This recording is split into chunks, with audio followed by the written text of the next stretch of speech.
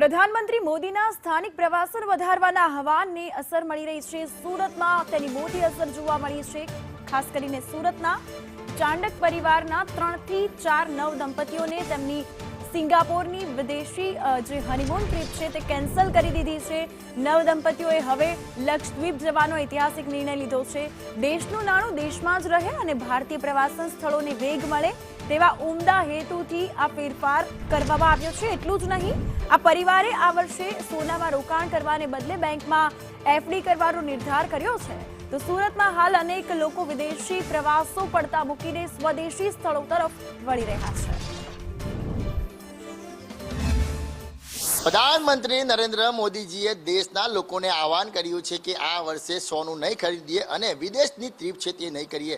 સુરતના લોકો છે તે આનું પાલન કરતા દેખાઈ રહ્યા છે। સુરતનો એક ચાંદક પરિવાર છે તે હનીમૂન માટે જે વિદેશ જવાના હતા સિંગાપોર, પરંતુ આમ પ્રધાનમંત્રી નરેન્દ્ર મોદીના જે આહવાનના લીધે તેમણે કેન્સલ કર્યું છે અને હવે દેશની અંદર રહીને જે કહેવાય કે હનીમૂન મનાવશે। આ પરિવાર આપણી સાથે ચાંદક પરિવાર, તેમની સાથે વાત કરીશું। ભૈયા, કहाँ जाने वाले थे और क्यों कैंसिल किया?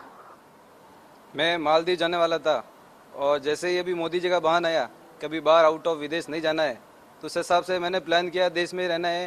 परिवार वालों फैमिली से डिस्कस किया है, सबने यही बोला कि एक बार आउट ऑफ का कैंसिल कर दो और देश में भारत में घूमने की जगह बहुत है, तो एक बार वहीं पे आप कोई अच्छा सा प्लान बनाओ, अच्छे से घूमो। हमारा प्लान तो था आउट ऑफ जाने का, लेकिन मोदी जी के आह्वान के कारण हम लोग आउट ऑफ जाने का कैंसिल कर रहे हैं और अब हम देश में घूमेंगे।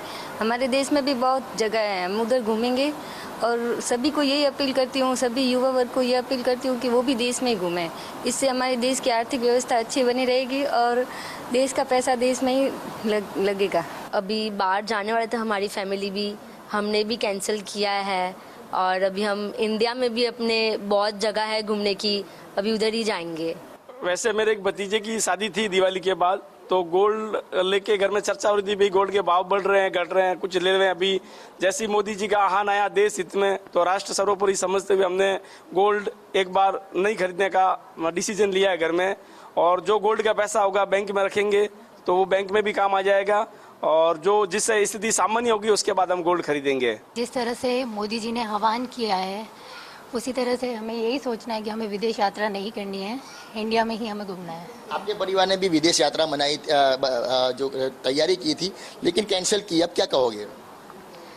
वही है कि उन लोगों को भी इंडिया में ही घूमना चाहिए ताकि इंडिया का पैसा इंडिया में ही रहे। आप बताइए किस तरह से टूर की थी और प्लानिंग किया था, अब कैंसिल की है? जिस तरह से अभी पूरे देश में वैकेशन का माहौल चल रहा है, अभी छुट्टियों का वैकेशन का माहौल है, तो हर किसी ने कुछ न कुछ घूमने का प्लान किया होगा। तो मेरा सभी से अभी यही अपील है कि वैकेशन के इस माहौल में जितने भी युवा स्टूडेंट है या जो भी है, तो अभी देश के अंदर ही घूमना चाहिए। विदेश की यात्रा कुछ समय के लिए टाल देनी चाहिए। जिस तरह से मोदी जी ने बोला है अपने को अपने देश में ही, देश का पैसा देश में यूज हो, उस तरह से देश की आर्थिक व्यवस्था बहुत मजबूत रहेगी। अपने को मोदी जी को बहुत सपोर्ट करना चाहिए।